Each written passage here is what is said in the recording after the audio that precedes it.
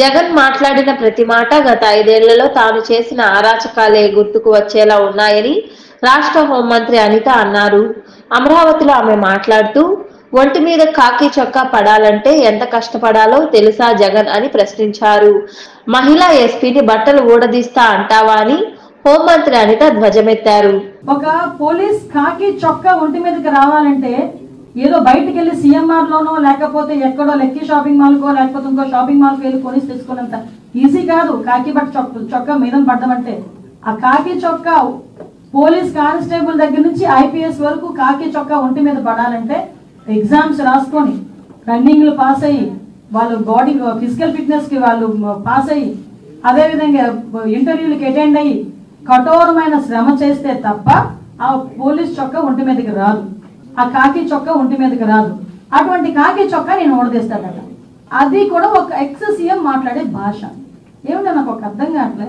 అందులో ఆడవాళ్ళు ఉన్నారు. అనంతపురం ఎస్పీ ఒక లేడీ, అనంతపురం డిఐజీ ఒక లేడీ, అక్కడ చాలా మంది లేడీ పోలీస్ కానిస్టేబుల్స్ ఉన్నారు, లేడీ ఎస్ఐస్ ఉన్నారు. అలాంటి వాళ్ళ గురించి బట్టలు ఊడదీస్తాం అలాగే ఇలాగా మాట్లాడుతూ ఉంటే సిగ్గనిపించట్లేదా? సంస్కారమేనా అది? కనీసం ఒక సంస్కారంతో కూడిన మాట ఒక ఎక్స్ సీఎం గా మాట్లాడాలి అన్న ఇంగిత జ్ఞానం లేకుండా ఎక్కడికి వచ్చి మాట్లాడుతున్నాడు? ఇది ఒక విక్టిమ్ హౌస్ దగ్గరకు వచ్చి మాట్లాడే పరిస్థితులు.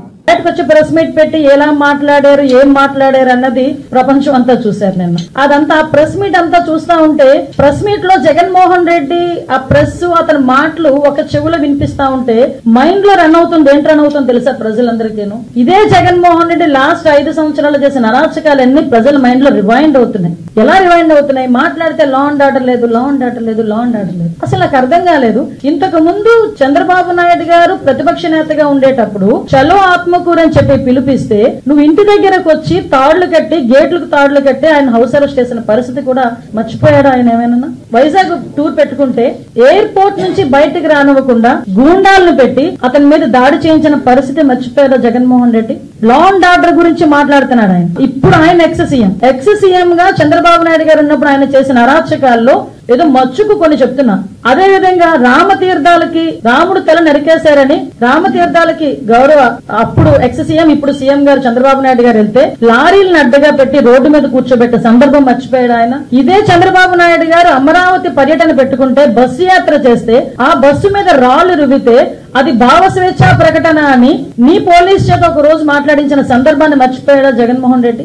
అదే విధంగా మనం ఆలోచన చేసుకుంటే ఒక పార్టీ ఆఫీస్ మీద దాడి ఏ సందర్భంలో పార్టీ ఆఫీస్ మీద దాడులు జరిగినాయండి? ఇన్ని సంవత్సరాలు స్వతంత్రం వచ్చిన తర్వాత ఒక పార్టీ ఆఫీస్ మీద దాడి జరిగింది. ఎందుకు ఇలా జరుగుతుంది? డీజీపీ ఆఫీస్ పక్కనే ఉన్న పార్టీ ఆఫీస్ మీద దాడి జరిగింది అంటే అది మాకు బీపీలు పెరిగిపోయినాయి, మా కార్యకర్తలకి బీపీలు పెరిగి చేశారు అని సాక్షాత్తు సీఎం కుర్చీలో కూర్చున్న జగన్మోహన్ రెడ్డి మాట్లాడిన తీరు జనాలు మర్చిపోయారు అనుకుంటున్నారా? అదే విధంగా మన కస్టోడియల్ టార్చర్ నేను మాట్లాడాడు ఎవడో వీడియో చూసుకొని ఆ ఎమ్మెల్యే వీడియోలో చూపిస్తూ పోలీసులు ఇలాగ మమ్మల్ని ఇబ్బంది పెట్టారని మాట్లాడారు. ఆ సంస్కృతికి మాది కాదబ్బా. కస్టోడియల్ టార్చర్ పెట్టి ముసుగులు వేసుకుని కొడుతూ వీడియో కాల్లో చూసి ఆనందపడిన సందర్భాలు మీరు మర్చిపోయారేమో గానీ ప్రజలు ఇంకా మర్చిపోలేం. మేము ఎలాగో మర్చిపోలేం, ప్రజలు కూడా మర్చిపోలేం. లోకేష్ గారి మీద కేవలం ప్రశ్నించినందుకు 23 కేసులు పెట్టిన పరిస్థితి మర్చిపోయారు. మరి ఈ రోజు నువ్వు వచ్చి లా అండ్ ఆర్డర్ గురించి మాట్లాడతావు, చంద్రబాబు నాయుడు గారి గురించి మాట్లాడతావు, పవన్ కళ్యాణ్ గారి గురించి మాట్లాడతావు. పవన్ కళ్యాణ్ అక్కడ సీఎం మీద కేసులున్నాయి, డిప్యూటీ సీఎం మీద కేసులున్నాయి. సీఎం ఇప్పుడున్న సీఎం గారిని రోడ్డు మీద నిలబెట్టావు, డిప్యూటీ సీఎం గారిని రోడ్డు మీద పడుకోబెట్టావు. ఇప్పుడున్న స్పీకర్ గారి మీద కేసులు ఉన్నాయి, డిప్యూటీ స్పీకర్ గారికి కస్టోడియల్ టార్చర్స్ ఉన్నాయి, హోమ్ మినిస్టర్ నా మీద 23 కేసులు ఉన్నాయి. అలాంటిది చూసుకుంటే మొత్తం అందరు మినిస్టర్స్ మీద అందరు ఎమ్మెల్యేస్ మీద సుమారు 90% ఎమ్మెల్యేస్ మీద కేసులు ఉన్నాయి. అదో హత్యల కేసులో, కబ్జాల కేసులో, దొంగతనాల కేసులు, ఆ కేసులు ఈ కేసులు కాదండి, కేవలం ప్రశ్నించినందుకు